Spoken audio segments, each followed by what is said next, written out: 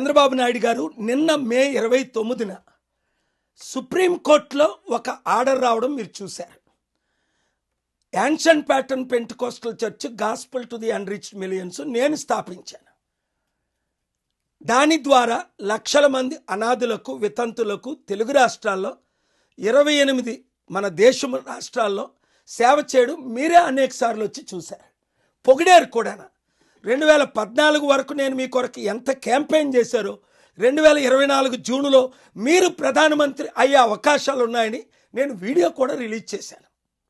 ఏది ఏమైనప్పటికీ మీరు 2024 జూన్లో ముఖ్యమంత్రి అయిన దగ్గర నుండి ఆంధ్రప్రదేశ్ హైకోర్టులో మేము సిఆర్పిలు నేను తీసుకొచ్చిన విశాఖపట్నం కోర్టు ఆర్డర్ 4th ఎడిషనల్ది వేసాము.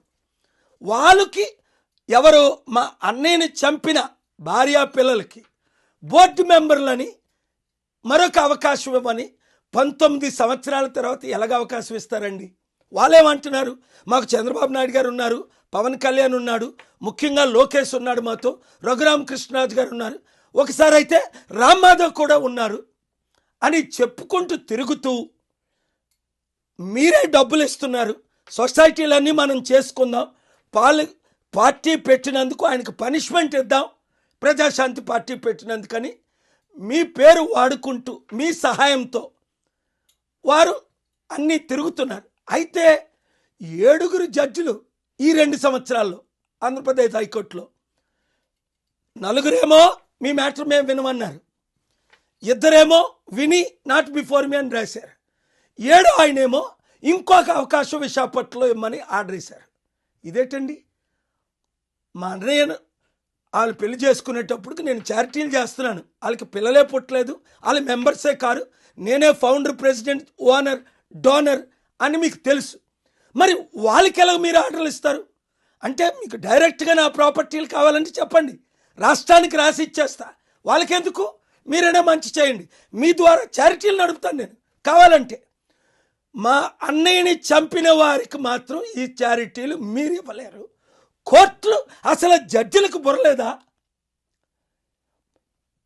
ఇన్నిసార్లు డిస్మిస్ అయిన తర్వాత లోవర్ కోర్టు నుంచి, డిస్ట్రిక్ట్ కోర్టు నుంచి, 2 హైకోర్టుల నుంచి, సుప్రీంకోర్టులు 19 సంవత్సరాలు డిస్మిస్ అయిన తర్వాత మరో అవకాశం ఇమ్మని ఎలాగంటారు?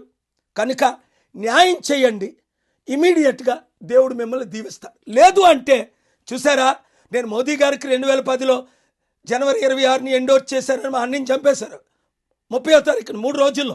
ఏమైంది గుర్తించుకోండి.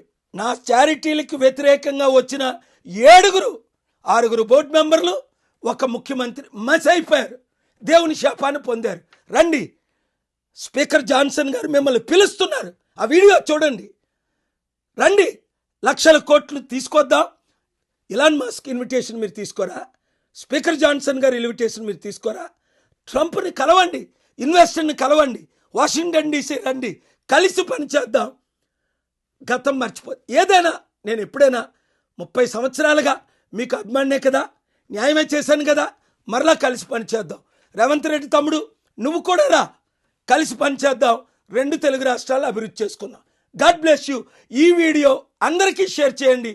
న్యాయము జరగకపోతే 1, 2, 3 వారాల్లో నేను వాషింగ్టన్ డీసీ, న్యూయార్క్, ఇండియన్ ఎంబసీల ముందు, ఇప్పుడు మోదీ గారు, అమిత్ షా, సీజే లెటర్లు రాసిన తర్వాత, సిబిఐ డైరెక్టర్ లెటర్ రాసిన తర్వాత, ఎవరి జడ్జిలు ఎందుకు అన్యాయం చేశారు, ఏ రాజకీయ నాయకులు ఇన్వాల్వ్ అయ్యారు, మీ చిట్ట అంతా బయటకు లాగుతా, దేవుని శాపానికి మీరు గురవుతారు.